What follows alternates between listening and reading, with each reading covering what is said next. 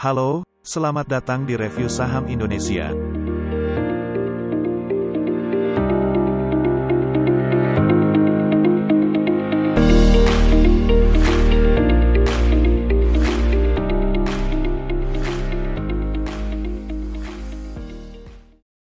tahun 2022 ini, Bursa Efek Indonesia kedatangan emiten jumbo yang disebut Dekakon yang berencana melantai di Bursa Efek Indonesia. Emiten tersebut sudah tidak asing lagi di telinga mayoritas masyarakat Indonesia.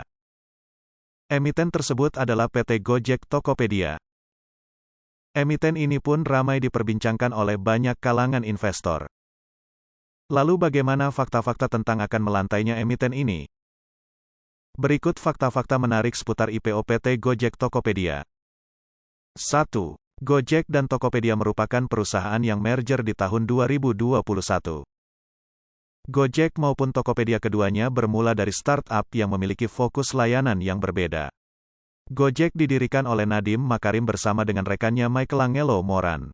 Sedangkan Tokopedia didirikan oleh William Tanuwijaya beserta Leontinus Alpha Edison dan dikenal dengan layanan toko online-nya. Pengumuman merger perusahaan ini dilakukan pada tanggal 17 Mei tahun 2021. 2. Sempat digugat pasca merger. Pada November tahun 2021 perusahaan GoTo sempat mendapat masalah pasca pengumuman mergernya. Gojek dan Tokopedia digugat oleh PT Terbit Financial Technology lebih dari 2 triliun rupiah karena menggunakan nama GoTo. Gugatan tersebut diajukan di Pengadilan Negeri Jakarta Pusat oleh pihak penggugat. Ada 3 gugatan yang ditujukan kepada PT Gojek Tokopedia. Pertama, mengabulkan gugatan penggugat seluruhnya. Kedua, menyatakan penggugat sebagai satu-satunya pemilik dan pemegang hak yang sah atas merek terdaftar GoTo beserta segala variasinya. Ketiga, menyatakan merek GoTo, GoTo dan GoTo Financial mempunyai persamaan pada pokoknya dengan merek GoTo milik penggugat. Adapun mengenai kasus ini dijelaskan pada prospektus GoTo dan apabila gugatan tersebut dikabulkan oleh pengadilan maka emiten akan melakukan rebranding terhadap merek emiten tersebut di mana hal ini juga tidak memengaruhi secara berarti dan material terhadap kedudukan peranan dan atau kelangsungan usaha perusahaan, rencana penawaran umum perdana saham dan rencana penggunaan dananya. Sebagai informasi tambahan sampai dengan tanggal diterbitkannya prospektus ini perusahaan sedang menghadapi 3 perkara hukum yaitu sehubungan dengan dugaan pelanggaran privasi atas data pribadi di sistem Tokopedia, gugatan terkait tuduhan pelanggaran merek oleh emiten dan Tokopedia yang diajukan oleh PT Terbit Financial Technology dan gugatan terkait dengan tuduhan pelanggaran hak cipta oleh beberapa pihak yang salah satunya adalah emiten yang diajukan oleh Hasan Azhari alias Arman Hasan. 3. GoTo dituduh menggunakan spam ataupun pom-pom.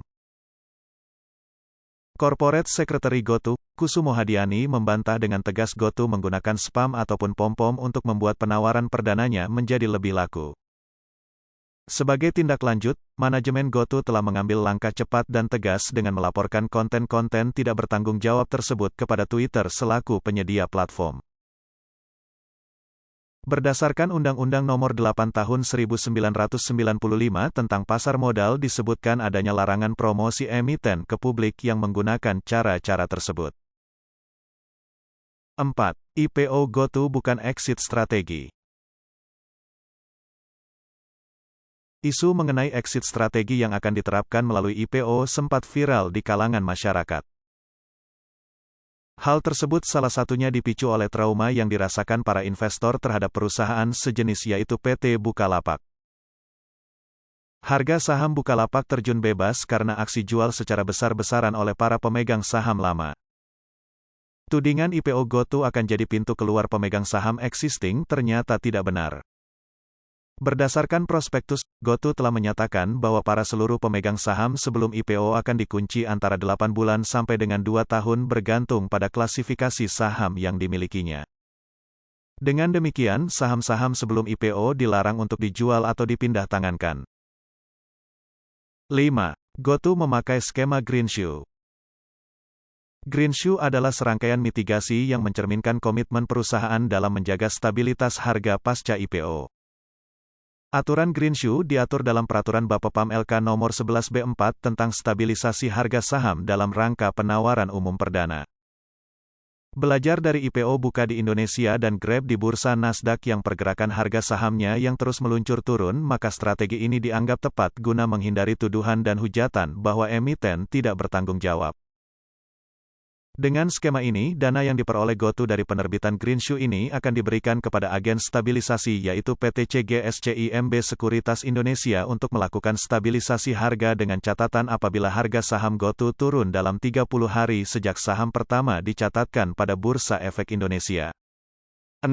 Perusahaan tidak menjamin akan profit dalam beberapa tahun ke depan. Salah satu daya tarik suatu perusahaan di mata para investor adalah adanya profit yang diperoleh oleh perusahaan. Dengan adanya pertumbuhan profit tersebut, maka diharapkan para investor akan mendapatkan keuntungan dari dana yang diinvestasikannya. Namun tidak demikian dengan GoTo. Di dalam prospektus yang intinya menyebutkan bahwa perusahaan tidak bisa menjamin akan profit dalam beberapa tahun ke depan. Meski demikian, publik bisa melihat tren perbaikan kinerja dari waktu ke waktu, jadi untuk sekarang GoTo memang rugi tetapi kinerja terus menunjukkan ke arah perbaikan. 7. Perusahaan berencana untuk dual listing saham.